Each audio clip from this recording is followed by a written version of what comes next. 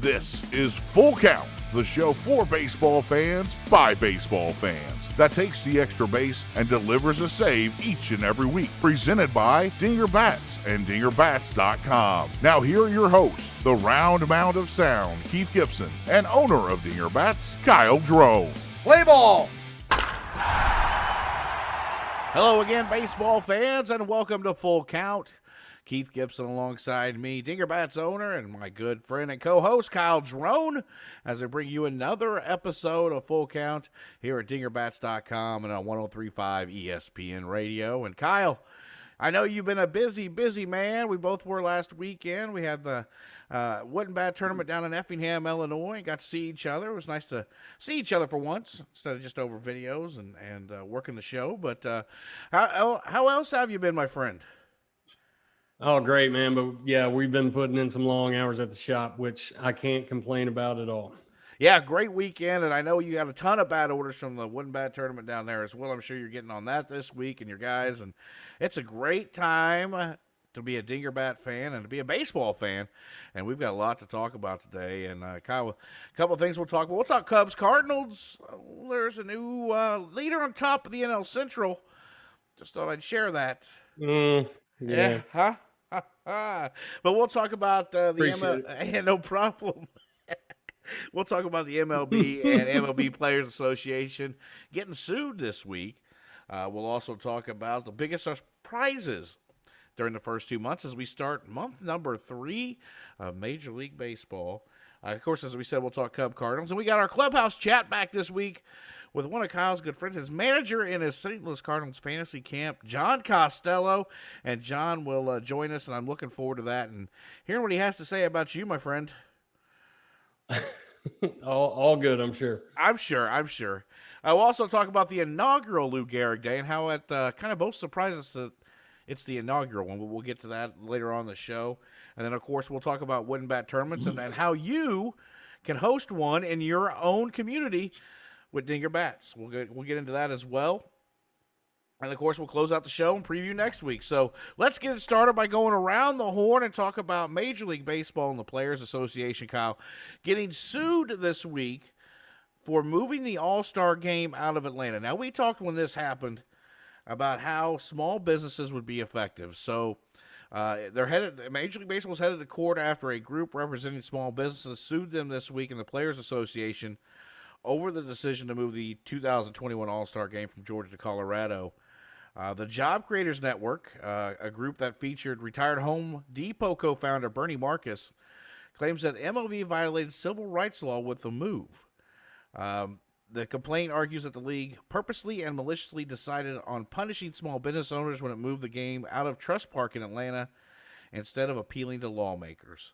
The group is asking for $100 million in damages for businesses and $1 billion in punitive damages, according to Reuters, who is one of the co-founders and one of the guys putting on the suit. You know, the move happened in early April, and we talked about it here on the show, Kyle. Do you think this has any legs to stand on, and what are the odds that the All-Star game gets put back in Atlanta? Oh, I think at this point it's not even a thought. I don't think it's possible. So do you think that maybe it could come back next year, or are we going to see this have to play out in court? You know, I really don't know. I'm pretty sure that all the dates are set a couple years in advance. So I don't think that they would want to upset another city by moving from their venue to back to Atlanta. So I think you're just going to have to see this play out. Now, I see the side of these small businesses, and we discussed it in length of how it would affect these small businesses, how they've been, you know, especially after COVID, how it would affect them not getting the revenue. Is the $1 billion, though, in punitive damages and the $100 million, is that asking too much? You know, I don't know. I really, you know, you'd have to look at the numbers, and I'm sure somebody did involved in this, looked at the numbers of the financial impact of an All-Star weekend in a city. I've been to a couple, St. Louis and, DC a couple years back.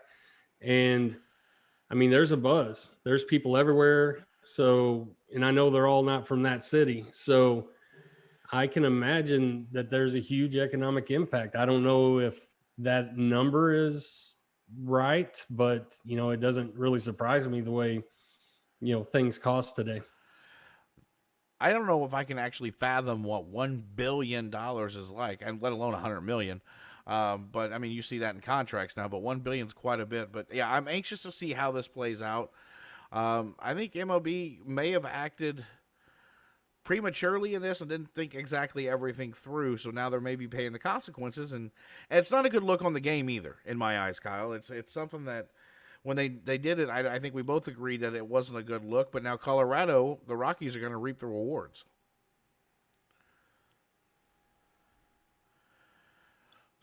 So let's move on. Yeah, no, I thought it was a little quick decision. Whether or not they ended up at that decision later, I think they should have gave it a little more time and really thought about it and, weighed the pros and cons. But, I'm not the one making the decision. So that's right. That's why we're sitting here talking about it instead of doing that, right?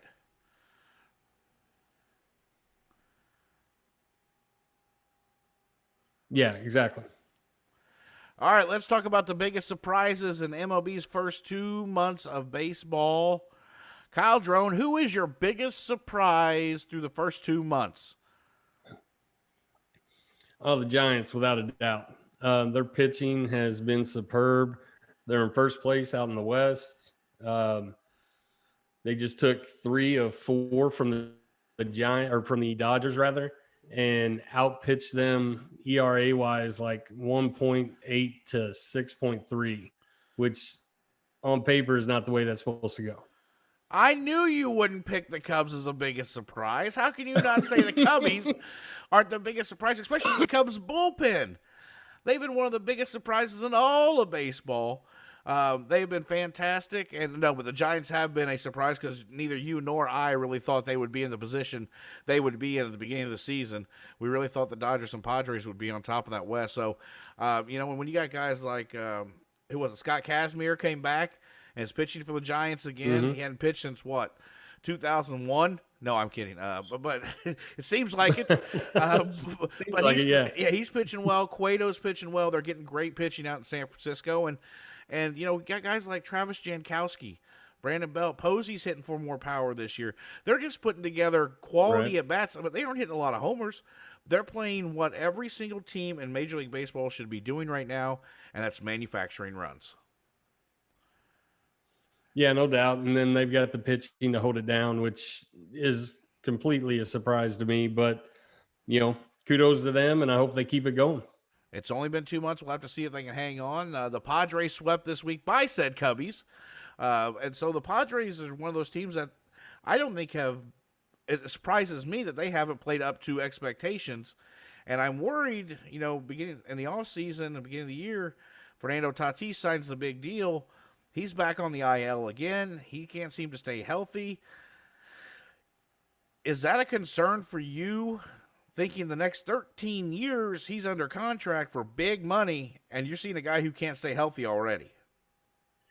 To be honest with you, in normal circumstances, I don't think he's going on the IL as much as he is. I think this is to preserve the big contract. They're going to walk on eggshells around him. And if he so much as twinges, they're going to pull him out, and let him rest. So, and despite all that, he's got 17 home runs, hitting 3 something. I mean, he's having a tremendous year. So, maybe they're just baby stepping it early and wait till they see where they're at late August and then go from there. But I don't think he comes out for these same type of injuries when, the pennant's on the line down the stretch. I agree with you on that one. I think they're being cautious early because they want him there late in the season.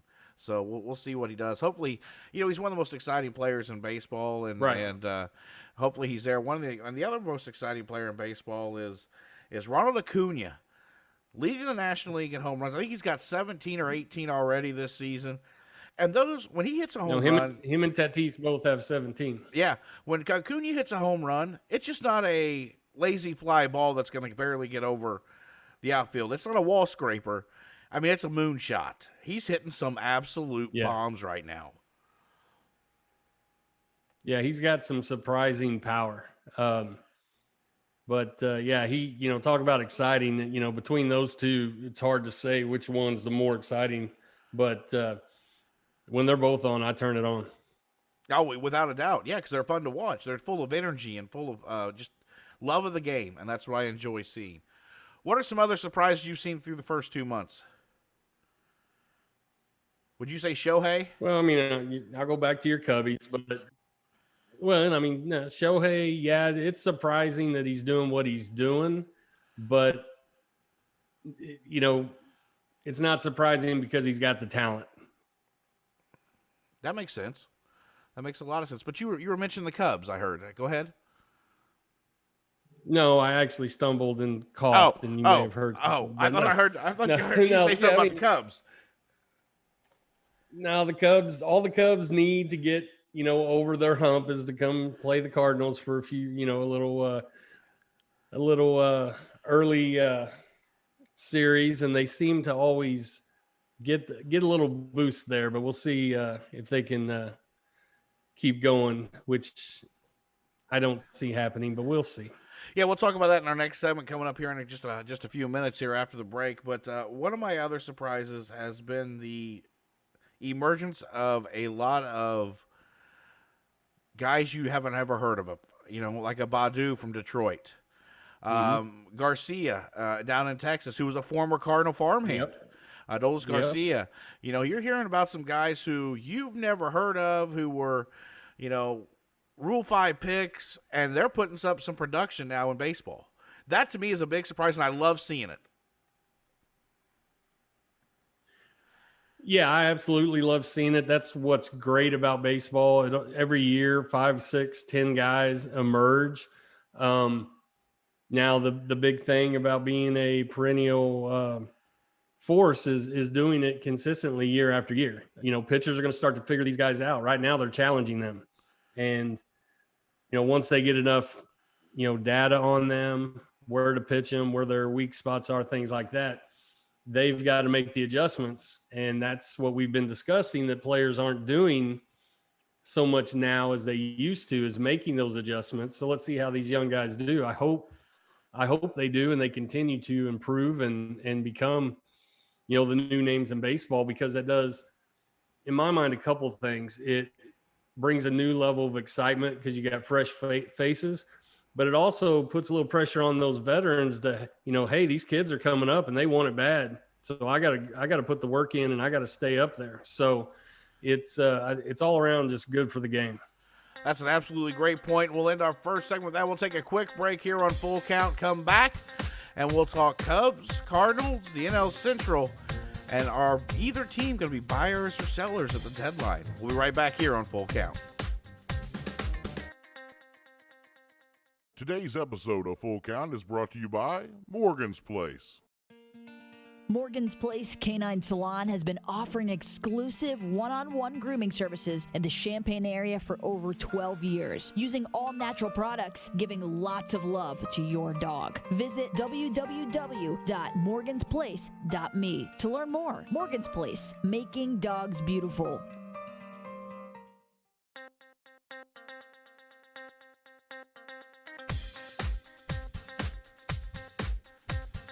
Back here on Full Count, we're going to talk everybody's favorite division. We're going to talk NL Central, Cubs, Cards, maybe a little bit of Brewers. Not so sure we have to talk about the Reds and Pirates, but we might throw them in a little bit. Kyle Drone and Keith Gibson here with you as we, Kyle, last time we talked, we took a week off for Memorial Day weekend, and but last we talked, the Cardinals were in first place. Now, Cubbies kind of got hot, had a good month of May, and now they're sitting on top of the NL Central, but only, it's close, a half game. Let's talk, that can flip-flop any point in time. But Cardinals have dealt maybe the biggest blow of the year this week. Jack Flaherty, a oblique strain, and as Mike Schill just said during the week, it's a good one. And maybe strain grade 2, grade 3.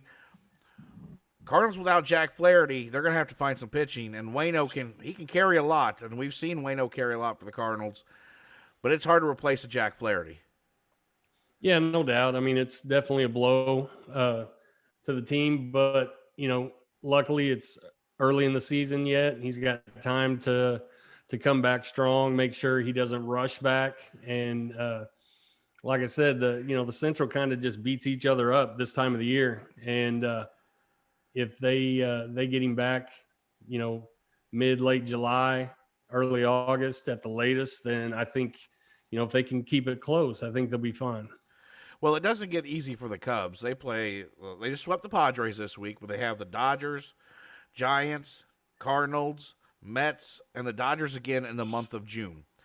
Now, as a Cub fan for many, many years, when June hits, we usually say, oh boy, here comes the June swoon.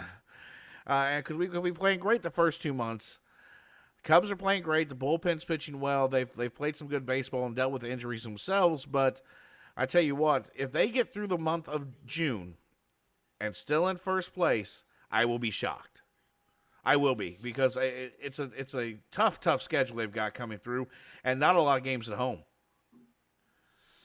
Yeah, I mean, luckily, if anything can be lucky about this, they're facing the Padres, the Dodgers, when they're not playing their best baseball. So, if they can,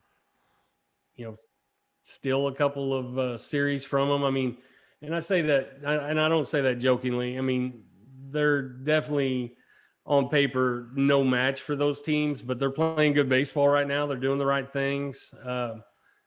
And I don't know that it'll last through June either, but we'll see. I don't think for their, good for them, I don't think anybody in the Central is going to run away with it in June. So they'll still be in striking distance. I know. I get that's a great point. I don't think so either. So let me ask you this. Baseball, and you've seen the Cubs roster. We've talked about them a lot. Come end of June, they're still in first place. Are they buyers or sellers moving towards the deadline? The Cubs? Yeah. If you got Chris Bryant, he's still doing what he's doing, and that way, are you buying or selling if you're still in first place, the Cubs, the end of June? I think if they're still in first place, you might buy a little, but you're not going to. I don't think it's your championship run. Anything can happen, but it'd be tough to put too much into it. But you obviously can't sell off everything either when you're in first place. Right. And so I have mixed emotions on this. If we're fringing around a game up, half game back, even 2 games back, and we look and Chris Bryant's going to be a free agent. Anthony Rizzo's going to be a free agent. Mm-hmm. Javier Baez is going to be a free agent. If you can't have something wrapped up with one of those 3 by the deadline, you have to get something out of at least one of them before you let them walk. And I think Bryant brings the biggest value, but you can't, if you're Hoyer. But you got to get something that's going to impact right now. Right. Yes, without a doubt. And that's where the tricky part comes in, because you can't trade a Chris Bryant away like you did Yu Darvish and Victor Caratini for a bag of peanuts and Cracker Jacks. I mean, it was a smaller box of peanuts and Cracker Jacks than what the Cardinals gave away for Arenado, but that's a different story. But I think the Cubs have to make a move somewhere with those free agents if they don't extend one of them before the break. And the Cardinals, to me, are buyers. Buyers. If they're anywhere close to the top of that division come end of June, 1st of July.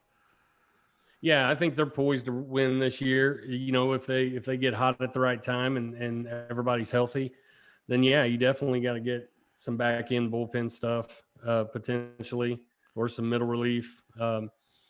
With the Cardinals, it always seems to be pitching. It does, and you got as it does many teams, right? And Alex Reyes is great, been great in the back of the bullpen for the Cardinals so far this year.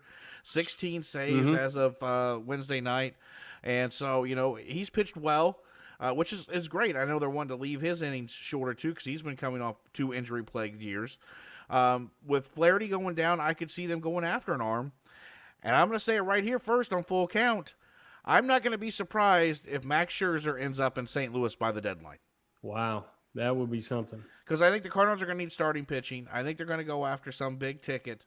And I could see a big ticket item like Scherzer ended up in St. Louis, because that's just the miracles that John Mozeliak and his team pull out every single year.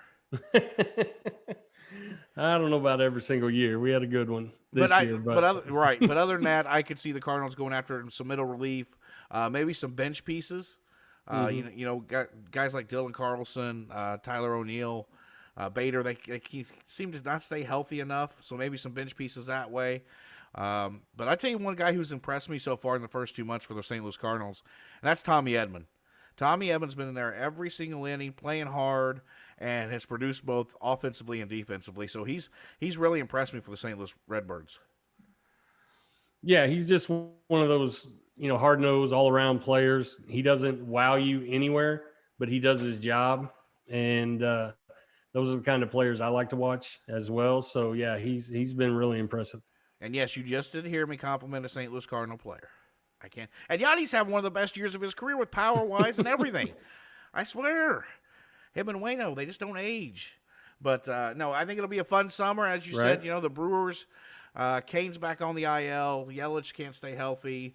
The Brewers are slowly kind of fading away there in the Central.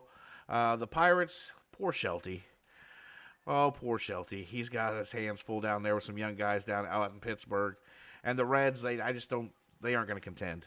I don't know what the Reds can do to contend, but I don't know. Maybe move out of Great American Ballpark. That may be a first. But right. All right, well, we'll take a quick break. We'll come back, and we will visit with John Costello, former St. Louis Cardinals reliever, and Kyle Drone, skipper down in St. Louis Cardinals Fantasy Camp. We'll be right back here on Full Count.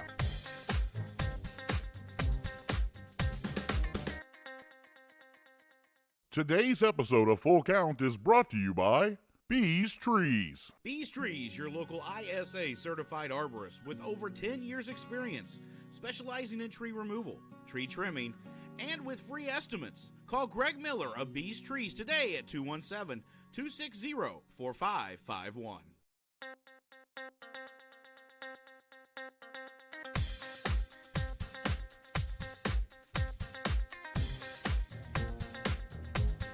Welcome back, baseball fans, to Full Count. Keith Gibson, Kyle Drone with you. Thank you for joining us this Saturday morning as we welcome in our Clubhouse Chat guest this week, none other than former Cardinal reliever, John Costello. John, thanks for joining us. Thanks for having me. John, 4 years in the big leagues, a reliever, 11-6, sub-3 ERA. What was it like in your first year, in your first couple of years of getting to the bigs? Well, it was a dream come true like every little kid. You always picture yourself playing in the big leagues. And luckily, I got to play for Whitey Herzog, one of the best managers to ever manage. So it was a dream come true. Now, you pitched for San Diego, correct, in your last season as well? Had one of your most appearances ever, I think 27 appearances in that last season, correct? Yeah. Yep. What made you go out to San Diego?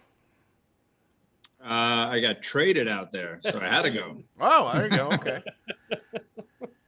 Yeah, I tell you what, if I could have, I would have liked to have stayed out there a lot longer. But I was up for arbitration, and I guess they were going with younger guys. For whatever reason, I got released at the end of spring training, and everybody's rosters are set at that time. So 1991 was my last year in the big leagues, unfortunately. So I know you do a lot with Fantasy Camp as well. Kyle's told me a little bit about that. You get to run him around a little bit. How much fun is that to be his manager down in St. Louis Cardinals Fantasy Camp? Well, actually, I pretty much rip on all of them. I don't get on Kyle too much. He's my field general. When you're the catcher, he's the guy that runs the whole team. Nobody can do anything until the pitcher throws the ball, but guess who's giving him the signals? The catcher. So I really don't get on Kyle a whole lot. I mean, I give him jabs here and there, but the rest of the team, I bury them whenever I get a chance. We're going to give someone a big head. Blast. It's a good time. How long have you been doing that, John? I think I've been down there for the last 10 years.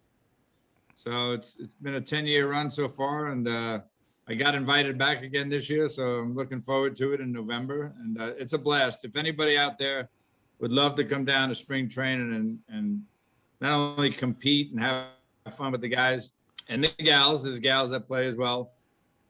St. Louis Cardinals do a first-class operation down there. Joe Pfeiffer runs it. And it's just a blast. It's a bucket list. If you can only do it once, it's worth doing it.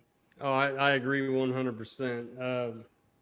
It's probably the thing I look forward to most every year. And you know, with the pandemic, we're waiting however many extra months to get back around. It's going to be, I think this one's going to be even probably more special than the first one we went to, or I went to. But let's get into some of your thoughts on baseball today. We've had, I think this is our 5th show, and you know, one of the main topics came up a couple shows ago was all the no hitters that we're having this year. Do you think that's a combination of dead ball, or the pitchers that much better, or is it this launch angle theory that with all the swing and misses? I don't even know what launch angle is. I mean, the last launch I watched was back in '69. So anyway, yeah, you know what? I know there's a place for analytics in baseball, and it's a tool to be used, but I don't think you should live and die by that tool. I think a manager should use every available option he has to help him compete and win. But, you know, launch angle, spin rates, and all that stuff. I mean, yeah, it's good to know it, but I don't think you should run your team strictly based on that. And I think nowadays it's a combination of all those things you mentioned, and the pitchers are getting bigger and stronger and throwing harder. And I think that's just a natural progression, but guys are averaging, I don't know what the major league average is. I think when I played, it was around mid 80s, and now I think it's up over 90. Like I think it's like 91, 92, somewhere in there. That's just, it's amazing. I watched Jacob deGrom pitch, and I'm surprised he doesn't throw a hitter every night the way he's got. Yeah. But I think also hitters are trying to hit too many home runs lately. It's like it's all or nothing, seems like. And, you know, they don't work the counts as much. And there's a lot of strikeouts, and everybody's playing for that big inning where, you know, against these kind of pitchers, you can't do that. You gotta work the count. One, you'll tire them out by throwing more pitches in a game, and two, you'll get a better pitch to hit instead of, you know, trying to catch up to a 100-mile-an-hour heater. Right. Good points. When you were on the mound, John, were you looking back to on staying on the no hitter thing? Oh, it's all right. Hey, John, when you were on the mound, did you look to do kind of work in and out, up and down? What kind of philosophy did you have? Well, I worked up in the zone, believe it or not, because I kind of short on the ball. So the ball actually kind of came out of my uniform, which is probably why my ERA at home was a lot lower than my ERA on the road. But I worked middle up and in, up and away. And I got a lot of it was either a fly ball or strikeout type pitcher. I didn't get very many ground balls. And having a guy like Ozzy Smith on your team, you'd like to get some ground balls, but I didn't utilize the infield as much as I would like to have. But if I, with my stuff, mid 80s to upper 80s, if I got down in the middle of the strike zone, that was like batting practice for some of these guys. And a big league hitter will catch up to it no matter how hard you throw. If you have to come in the zone, that's why you tell, you know, work the count and get ahead. As a pitcher, you want to get ahead, and as a hitter, you want to, you know, hit in a count that's favorable to you, 2-1, 3-1, and or 2-0. So you had a pretty good outfield though to track down some balls. Yes, I did. I had a track team. Vince Coleman in left, Willie McGee in center, one of the best ever, and then Tom Bernansky over in right field. And he was as solid as they came. He didn't have the speed of those guys, but he knew how to play outfield, and he had a good arm. Just a solid ball player, and never made an error hardly. Yeah, he's probably one of the most underrated outfielders in my eyes. The Cardinals probably have had in a long time. Bernansky hit you 15, 20 home runs, drive in 60 or 70. But his arm and the defense really helped them in the mid-'80s in my eyes. Absolutely. Kyle, what were you getting ready to say before I interrupt you there a little bit? Oh, no, we were staying, it was kind of back on the no-hitter thing. I wanted to see, Skip's thoughts on Bumgarner's short no-hitter, 7-inning no-hitter. It was a scheduled doubleheader, 7-inning game, but there's kind of an asterisk by it. Do you consider that a no-hitter, or does it got to be the full 9? Well, personally, I'm a traditionalist. I think it should be a full 9. But Right. when Major League Baseball changes the rules and makes it a 7-inning game, I think he should get credit for a no-hitter. There you go. It's not his fault they changed it to 7 innings. That's exactly how I saw it. And I agree with you. 9 innings is definitely a different feat than 7 innings. But, if they're going to change the rules, it wasn't shortened by rain. It wasn't shortened by any other reason. It Right. was predetermined that it was going to be a 7-inning game. Absolutely. I'll tell you the one that's probably the biggest heartache for any pitcher was Harvey Haddix. He pitched 12 innings of no-hit ball and lost the game in, I think, the 12th or 13th inning. I have to look it up to make sure, but he threw basically 11 complete innings, no-hit baseball, and he got the loss, 1-0. And no credit for a no-hitter, even though he went so he's on +9. the other side of that coin. Right. He went the extra couple innings, and Bumgarner got shortened by 2 innings, but that was Major League Baseball's rule. And starting a guy off at second base, I know it doesn't go against your ERA, but I mean, those are camp rules. Those are things we do down at the fantasy camp. Not there all day, but I don't think Major League Baseball should have a guy that's starting at second base in extra innings. I completely agree with that. Yeah, it's one of the ones.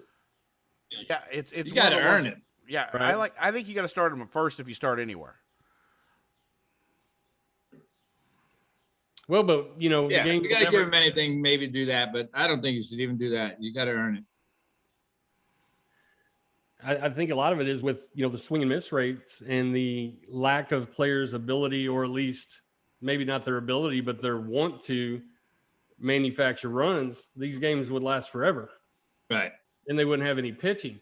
Even today, I get so frustrated. We talked about this last show, that I don't know how many times that runner from second doesn't score, and that to me should be 100%. No outs, runner on second, move him over, get him in. That should be a no-brainer. Whitey would do that 100% of the time. Yeah, a rally for the Cardinals back then was somebody would walk. Say Vince Coleman would walk, Ozzy would. He'd steal second. Sorry about that. He'd walk, steal second. Ozzy would hit behind him to the right side of the infield. He's at third. Terry Pendleton hits a sac fly. It's 1-0. We don't even have a hit. Right. No, and they don't play that. They call it small ball, but I call it Whitey ball. Well, we still call it Whitey ball around here too. It's all right. How much fun was it to be a part of that team? I wonder if the league. Well, I missed the World Series runs that they had from 82, 85, and 87. But I got there in 88 and 89 and 90. And it was great to be around a bunch of veterans that knew how to play the game. Whitey only had 2 rules: show up on time and bust your tail while you were there. And, everybody on that team supported each other, and everybody showed up on time, and everybody busted their tail. And it was a great atmosphere. Outside of Whitey and the coaching staff, who was a veteran player that was most influential to you when you came into the league, or any time when you were in the league? My team? Yeah, one of your teammates. Well, obviously, the 2 players that stand out the most are Hall of Famers Ozzy Smith and Tony Gwynn, and they both worked at their craft as hard as anybody. And Ozzy doesn't get credit for the batting average, or the bat, but later in his career, he became a heck of a hitter and a tough out. But everybody thought of him when he first came up as all glove, no stick, but he turned that around and became not only a perennial Gold Glove winner, but a 300 hitter as well. Tony Gwynn, he took more swings in the cage than anybody on the Padres, And Tony Gwynn was the best hitter I ever saw in person. I never saw Ted Williams hit. I've seen Wade Boggs a little bit, but Tony Gwynn was the best hitter I've ever seen in person. And they both worked harder than anybody else. It's like the Michael Jordans. They always outwork everybody. And Ozzy did the same thing. He took more ground balls than anybody on the team, yet he had 13 Gold Gloves. Right. Oh, by the way, my fielding percentage is higher than Ozzy's. I just figured out that. That's a good thing to that have. stat. Google it. Don't Google my batting average. Just Google my fielding percentage. John, you were 1 for 3 in the minors, though, right? Yes. They DH for me most of the time. Well, there's nothing wrong with that. It's all right. And I do remember a story. You want to put this one. Keith will appreciate this. I can't remember the pitcher, but who did you almost hit a home run off of? Pretty big name pitcher. I did hit a home run off him. Who? It was foul, but it was a home run. Yeah, that's what I mean. it's like Bumgarner. It was Fernando Valenzuela. Yeah, he threw me a fastball. That's right down the middle. I jumped all over it, but it was like Carlton Fisk's home run, except mine kept hooking. And once it was foul, but it was in the second tier at the old Busch Stadium, and as soon as I hit it, I knew it was gone, but then I realized it was hooking, kind of like my golf swing. I went into the woods. I understand that one. Yeah. So that made it 2 strikes, I think, and next pitch was a screwball in the dirt, strike 3. See you. Thanks for bringing that up, Kyle. I was impressed with it. I wasn't trying to bring it down. John, before we let you go, what do you think is the big difference between today's game and at the time where you played? I mean, the late 80s, early 90s. What's the biggest difference you see in the game?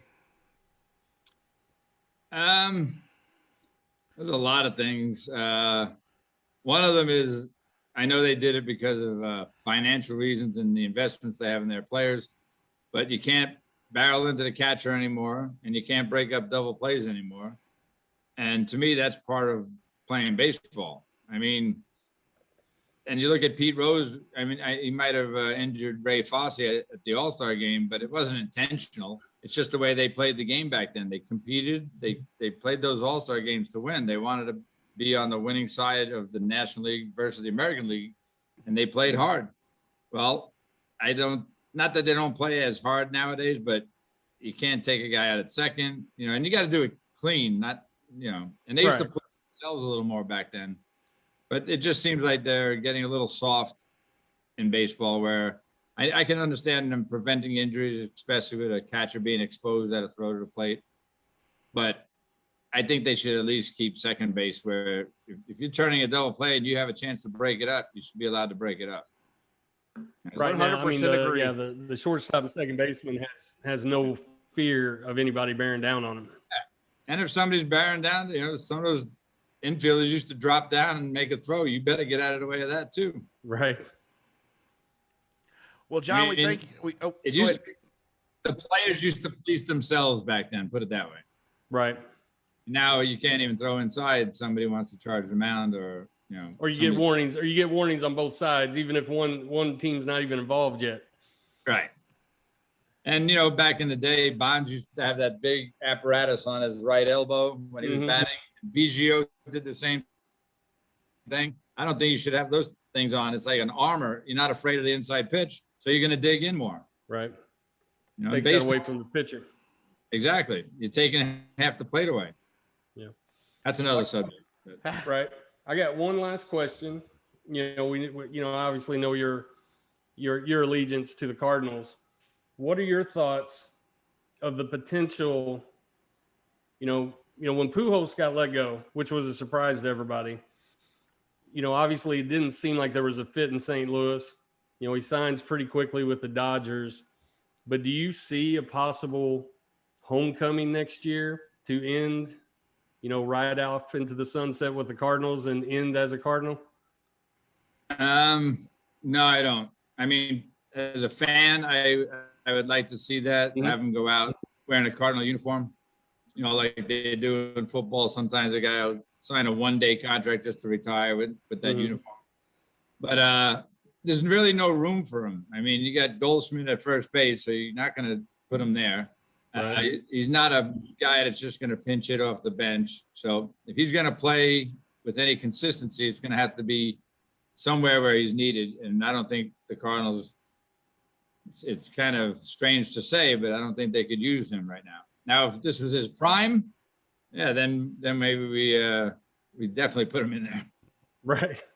And Goldschmidt would get traded. But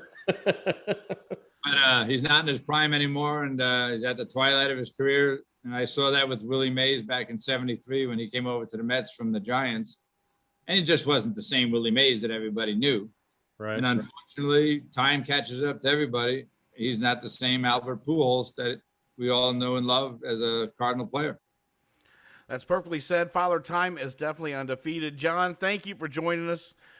We appreciate you taking time out of your busy schedule to do that. Thank you for keeping him in line down at Fantasy Camp. I'm sure he'll need it again this year.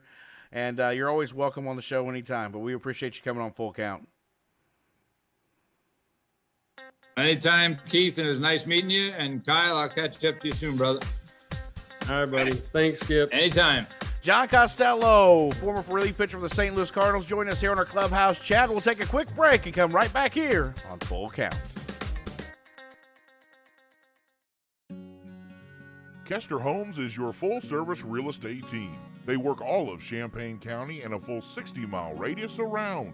What really sets Kyle, Tiffany, and their team apart is they work with home buyers, home sellers, and build new construction homes. So they really are seeing all angles of the real estate industry, from existing homes, investment properties, and new construction. Contact Kester Homes at 217-390-5953 or visit online at kesterhomes.com. That's KOESTER homes.com. Kester Homes is a licensed real estate broker with the Keller Williams, the Real Estate Center of Illinois.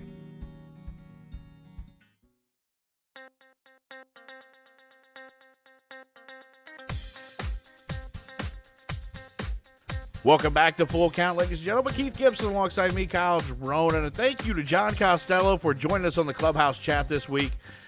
Former St. Louis Cardinals reliever and my partner's skipper down at St. Louis Cardinals Fantasy Camp. And John is a very insightful person. I love how, Kyle, he talked about the game changing and just kind of his perspective on how things may have gotten a little soft in Major League Baseball. Yeah, it's definitely a different game than when he played in the late 80s and early 90s. Yeah, you know, he got to play with guys like Ozzy and got to play with Vince Coleman. And he mentioned Tom Bernansky, which I still love Bernansky and the way he swung and played right field for the Cardinals. But, you know, it's great to talk to John. Glad to hear that he's got his eyes on you and doesn't get on you too much down at Fantasy Camp. Not too much. We have a good time. He gets his digs in, but that's just that's the fun of it, as well as playing. Let's talk about something Major League Baseball did this week that has never happened. And the inaugural Lou Gehrig Day on Wednesday, June 2nd. And, Kyle, it surprised me that, and I didn't realize it until Wednesday, that it was the first one they've ever actually made a Lou Gehrig Day in Major League Baseball. And this is a long time coming.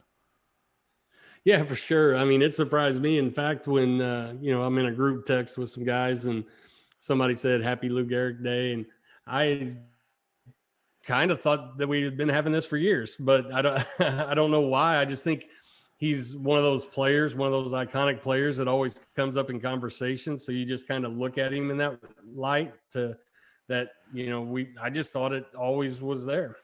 Right. And the reason I think it just really came out is now they're pushing with, want to make everybody more aware of ALS.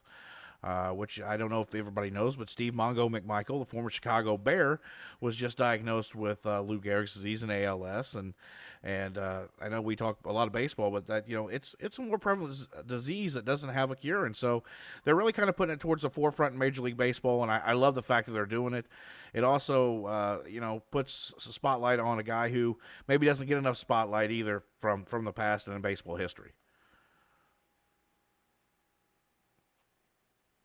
Yeah, absolutely. I mean, it's a great awareness, and Lou Gehrig was one of the greats, and it's just too bad he's a Yankee. He was a Yankee. Can you hear me? Yep. Just too bad he was a Yankee. Not too bad for him. Yeah, I know, but yeah. So Not too bad for him though. Major League Baseball will start doing this every single year and honoring Lou Gehrig and making the awareness of ALS out there. So if you want to contribute, you can always go to MLB.com/AL4ALS to contribute to Lou Gehrig's disease and helping out the cause to find a cure. Kyle Drone, last weekend we went down, you came up, I came down to Effingham, Illinois, where we helped put on a wooden bat tournament with Dinger Bats. And just so everybody, kind of our listeners, in case they are unaware, you, of course, own Dinger Bats. But kind of tell everybody what happens during a tournament like that size we had on Memorial Day weekend, which was a lot of fun and a lot of baseball being played all weekend long. Yeah, Effingham Memorial Day tournament or Memorial Day weekend tournament. This is our third year. Last year, obviously, didn't happen, but Sean Lee and that crew there do a fantastic job. We love being a part of it. The people are great. The kids are great. And it's a good quality of baseball and, with all wood bats. So we love that partnership and we're always looking for communities that are, looking to have events like that. And if anybody out there is interested, they can email us at info@dingerbats.com and we can send you, how we do it with them and see if that's something we can help put on in your community as well. Yeah, teams from all over Central Illinois, from Mattoon, Newton, Flora was there, so my hometown was there. Got to see some old friends as well while we were down there this weekend, which was great. But, you have bats for sale there as well, so people can come up and actually swing a wooden bat, see how it feels. But all the kids play with wooden bats, which is really neat because it's an experience for them that if this wasn't for a tournament like this, they would never get to experience what it's like to actually be a big leaguer swinging a wood bat. Yeah, for sure. I mean, the kids love it. It's not something they get to do every day. So, they get really excited and pumped up and they actually change the way they play a little more hit and run, a little more bunting. And the pitchers are a little bit stronger because the sweet spot of a wood bat is a little bit smaller than aluminum. Well, yep, I would agree with that. And my sweet spot was even probably smaller than that, but it's okay. No. No, had a lot of fun, and as Kyle said, you can email info@dingerbats.com. Him and I will be happy to set you up and work with you on getting one of those tournaments set up. I know we talked to Coach Brian Tackett down there in Florida, and we're pushing that in his ear. Florida had one several years ago, and we'd like to get it back down there. And, even surrounding communities, we're working on one in Champaign area. We're looking Southern Illinois. It doesn't matter where you're from, where you're listening. We will make it happen for you, so let us know. We'll be happy to work with that with you and get those wooden bat tournaments set up. And plus, you got the option of taking orders for birth bats too. You got birth bats available. If you have a new child in your life, like I have, you can do a birth bat, and so it gets their name, their weight, their where they were born, all that info on a bat, and you can hang it in their room, and it's pretty sweet. So make sure you check out Dinger Bats for that. If you're looking for trophy bats, you can do that as well, right at dingerbats.com. So download the podcast and start designing your own bat, all in the same place. That's what we like to do. Kyle, how long have you been doing the tournaments, though, the wooden bat tournaments?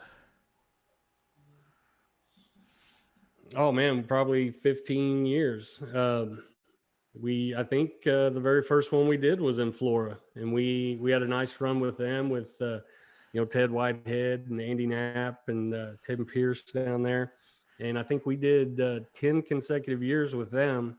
And while we were doing with them, we were branching out doing other towns as well.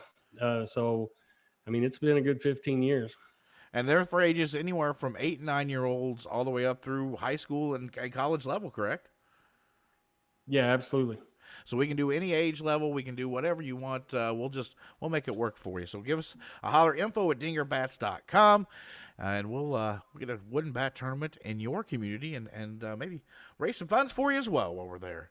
But hey, we'll take a quick break. We'll come right back with our final thoughts here on Full Count with Keith Gibson and Kyle Drone at dingerbats.com and on 103.5 ESPN Radio.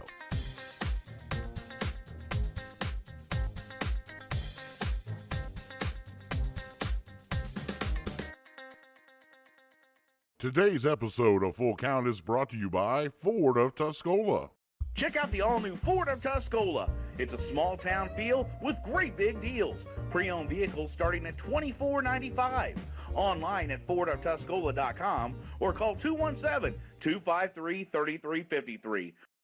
Closing up another episode of Full Count. Keith Gibson, Kyle Drone with you here at DingerBats.com and on 103.5 ESPN Radio as we bring you a show that we've talked about MLB getting sued along with the Players Association by a group of small businesses regarding the 2021 All-Star Game that was supposed to be in Atlanta, now in Colorado. We've talked about our biggest surprises of 2021 so far and the fact that the Giants leading that way, and I'm still going to tell you the Cubs bullpen's a big surprise for me. I know you don't agree with me, but it's a big surprise. Actually, the whole Cubs are a big surprise to me right now. Even though I picked them to win the division, I didn't believe I didn't believe it. The surprise is that the Cubs bullpen is a factor. Right, that's exactly right. That's exactly right. We've also talked Cub Cardinals, NL Central, and whether they'd be buyers or sellers. And the Cardinals dealt a big injury blow this week, but Cubs not an easy schedule in June. And then we visited with John Costello, former Cardinals relief pitcher and a great guy, knows his baseball. You're a skipper down in fantasy baseball, Cardinals Fantasy Camp down there. So just before we close up shop here, I want to know a little bit about Fantasy Camp. How many people are down there? It used to be 2 different weekends or 2 different weeks. And the last one we did right before the pandemic was they combined them both. So there was, I believe, 12 teams. Holy cow. So there's 140 plus players down there. And then you know, each team has a coach, and then there's some of the Hall of Famers just rove around and give instruction and chat with you and things like that. You know, like Ozzy, Tim McCarver was there last time, Lance Berkman. You know, Larry Walker actually plays on a team. And then you have now hold on. How is that fair? How is having Larry Walker play on a team fair? It's fun to watch. Yeah, I'm sure. Yeah, no, I know. Now we each team gets 2 MLB legends, and then you get a coach, and then, you know, like I said, some of the Hall of Famers roam around and talk, and then they have some little instructional things to where you get to go out with Ozzy at shortstop, and he gives you a 15-minute lesson, and, you know, kind of shows you how he does it. And at his age, I mean, he's as smooth as ever. I mean, it's so cool to watch, especially when he's one of your idols. It's just it's a great time. Now, that's down at the spring training facility, correct? Yeah, they're in Jupiter. Yeah. That sounds like a great time. It sounds like I wish the Cubs did something like that. I'd be very interested in doing something like that. But I would never do it for the Cardinals. Never. Ever. Ozzy can't make me a better shortstop. I don't move that fast, nor do I bend down that far. But we also talked about the inaugural Lou Gehrig Day that was happening on Wednesday, June 2nd, and Major League Baseball making the awareness of ALS. And then we finished up here just last segment talking about Dinger Bat wooden tournaments and how you can bring one to your community. And Kyle, you're going to go on vacation. Where are you headed to, my friend? We're going to head up to Montana. If anybody deserves a vacation, it's you, my friend. Yeah, I appreciate it. Yeah, we're excited about it. My son's a huge dinosaur fanatic, and they've got some of the most complete displays there in the museum up there. We're going to hit Yellowstone. There's a canyon. There's a waterfall we're going to go see. So it's going to be a good, spacious, relaxing, you know, get away from people type thing. Well, that sounds like a great time. I preferred the beach and the bar on my vacation, and I will like to do it again. Just going to let you know. But I had a great time with that, too, so I hope you do as well with the whole fam. Because your boy turned 5, correct? 5, just turned 5. Yeah, mine turns 5 this week, too. So happy birthday to both the kids. And it's kind of crazy, man. We're growing up, and our kids are growing up even faster. Yeah, it goes fast. They tell you that all the time, but until you experience it. That's exactly right. All right, well, we'll close up the show. I hope everybody has enjoyed this week's edition of Full Count. Make sure you tell all your friends. Join our Facebook group, Full Count the Show. And tune in to dingerbats.com. Don't forget you can go there and get your birth bats. You can get your trophy bats, award bats, company award bats too, right there at dingerbats.com. We want to thank all our sponsors and, of course, 103.5 ESPN for putting us on. So have a great weekend, everybody. Enjoy the rest of your week. And we will see you next Saturday morning with a special guest co-host that if you follow our Facebook group, you'll find out sometime midweek. For my partner and co-host, Kyle Drone, I am Keith Gibson. This has been Full Count. Have a great week, everybody. We'll see you soon, and play ball!